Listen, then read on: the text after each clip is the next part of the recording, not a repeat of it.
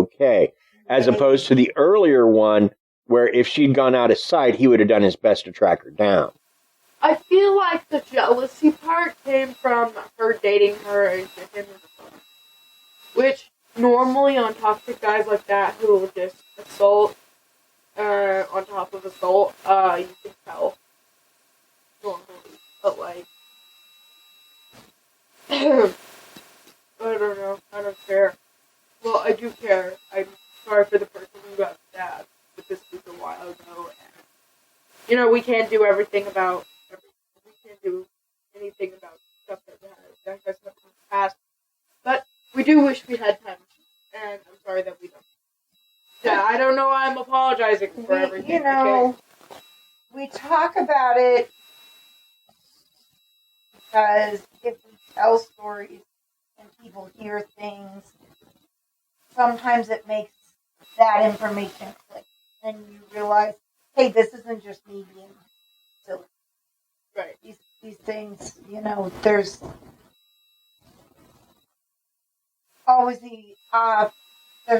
the possibility that somebody's gonna flip the script and there's gonna be big issues. So if you talk about situations like that and put it out there, it makes it easier sometimes to spot it in our own lives. Right. And I think that's our goal in telling stories. Now, a question is, how would you feel if somebody you loved or somebody you cared about was injured due to a stalk or, sadly just passed away? I would be serving time because I'd take care of the person. But, that's just, I'm not going to have a member of my family injured by someone who can't get their brain together. Pardon my French. It's scary. It's scary, though, when you're in that situation. You've Exactly. got somebody stalking you. I've unfortunately been really close to those situations a couple of times. And it's that not knowing where they are when they're going to arrive is really frightening. Not knowing which way to turn or what you have to do to make it stop. And sometimes you can do all the right things and it's still a very scary, very dangerous situation. And that's one of the reasons why I throw that number out there. Always report it. Always, reach out to your local law enforcement. Right. Even if you're just filing repeated police reports and nobody's doing anything about it, that's a matter of public record. And if you file enough reports, there is a paper trail, and that in and of itself is evidence. Right. And I feel like the more scarier one out of the two would have to be the guy who is very into the lady, because I don't think it's fair to rank either of them as more scary than the other. Well, in some ways it's more scary, but also if you were in that situation, either way would be very terrifying, especially with the whole thing of, oh, I'm jealous of you for no freaking reason, let me go through type of thing. And if we all make fun of it in the real world, but when you are actually in it, it's terrifying, and it's not something.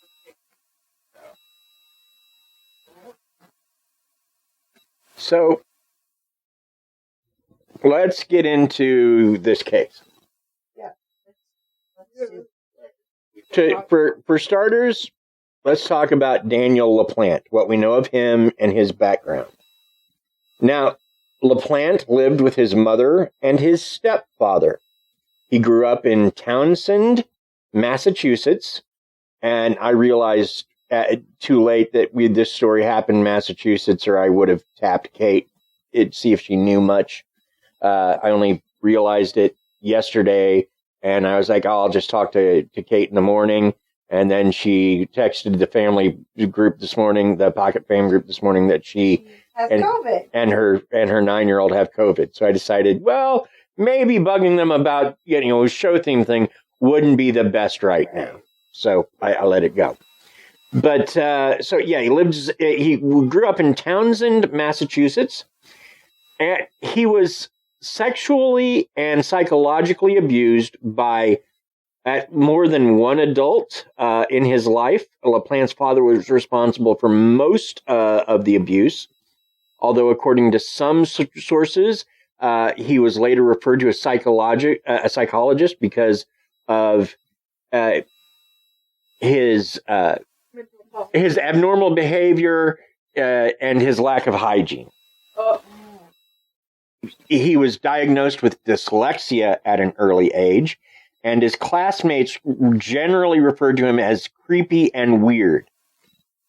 He was not referred to this psychiatrist until he was a teenager, but very shortly after the treatment began, according to some sources, this guy went after him as well. So, a lot of unfortunate stuff about Daniel LaPlante.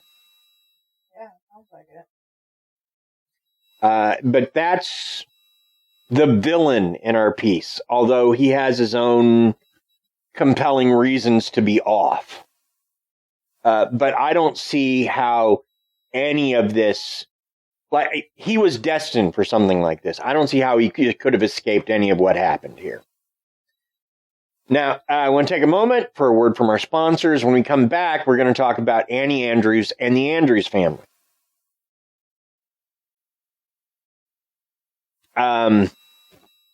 So, take a few moments. A word from our sponsors.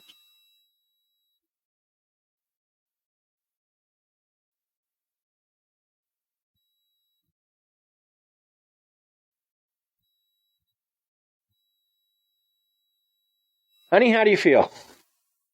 I feel sponsored. It's a good way to feel. Mm. Now, we had talked about LaPlante, and we talked about his problematic upbringing and how it affected every aspect of his life. He struggled in school, both academically and socially, and as I said, he'd been diagnosed with dyslexia at an early age. He had few friends, and his classmates generally did not think much of him. Yes. Now, let's talk about Annie Andrews. Annie Andrews was 16. She had recently lost her mother to cancer. Not too long before. She had a younger sister named Jennifer. And she gets a call out of the blue from Daniel LaPlante. Now, he's very polite. He tells her that he is a student in her school, that they have friends in common, and he asked one of them for her phone number because he saw her and he thought she was cute. Now, he describes himself as being muscular and blonde and an athlete. And he was generally very likable. And so when he asked her to go on a date to a local fair, kind of like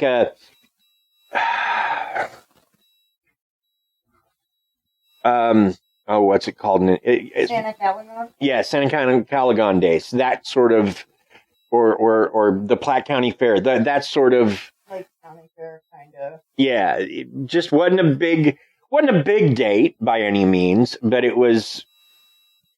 It was a get-together, a hangout. Now, if you watch the episode of Forensic Files, I believe that I saw this on, or maybe, I'm not entirely sure, but one of the many ID shows that shows things like this. If you watch that, they went out, they split an ice cream cone, and he just kept asking her weird questions. And she very politely told him no. I would like to believe that's the way it happened, but I don't know. That's from the TV show, and I want to avoid that thing where people ascribe things to the TV show to what actually happened in real life. Gotcha. And remember that when he turned up, he looked nothing like this, like the way he described himself. Sure. He's not tall, he's not blonde, he's not muscular. In fact, he's fairly unhygienic. Which we already kind of knew about him from the intro. Right. And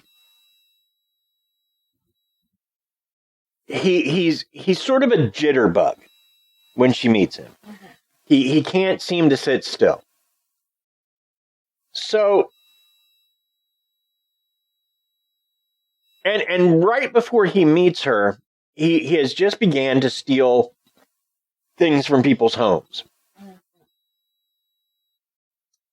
And he was actually getting to where he wasn't just breaking into houses to steal things, but he was also leaving traces of his presence for the purposes of playing mind games with the owners. Mm.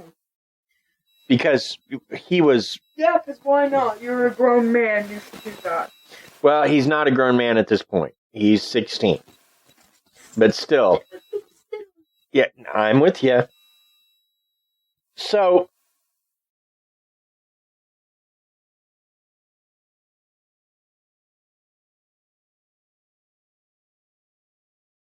So this date going bad kind of messed with Annie a little bit.